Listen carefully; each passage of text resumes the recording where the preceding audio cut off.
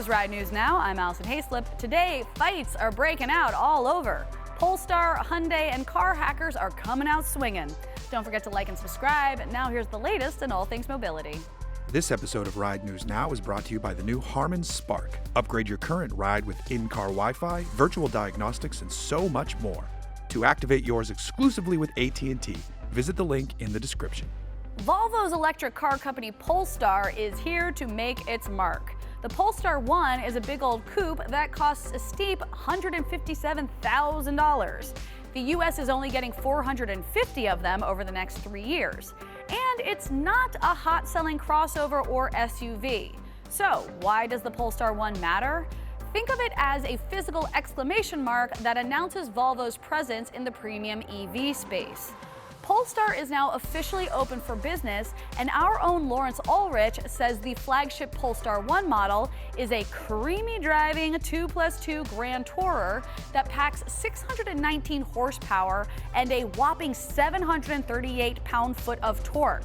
If that's not your speed or your pocketbook, the new brand's future offerings just might be attainable and interesting enough to snag a chunk of the market. In June of 2020, the all-electric Polestar 2 will come online, offering around 275 miles of range and a cool-looking four-door fastback layout.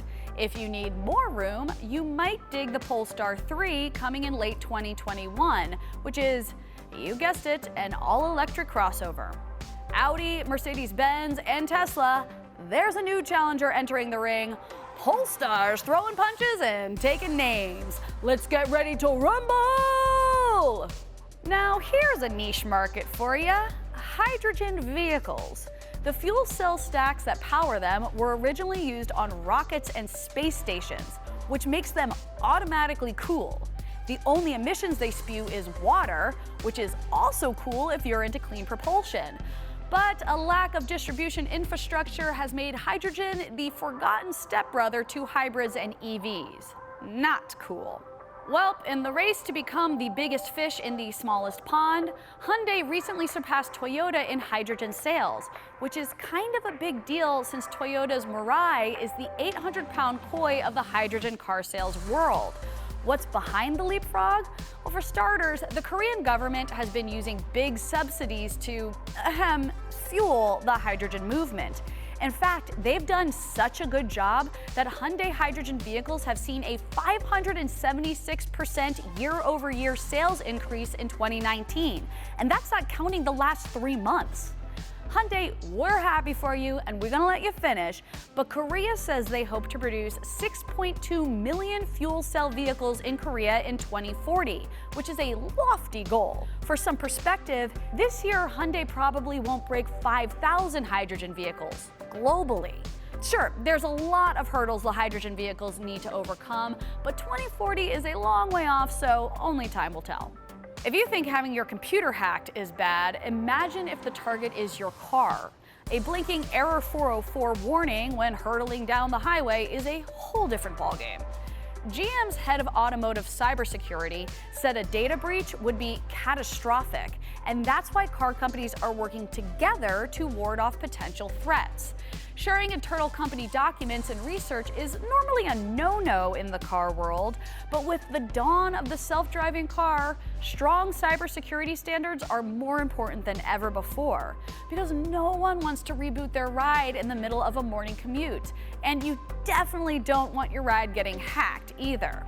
That's scary stuff, so I am very glad that car manufacturers are coming together to make this new tech as safe as possible. For more tech news, join us over at Ride.Tech and be sure to follow RideTechNews on your social platform of choice.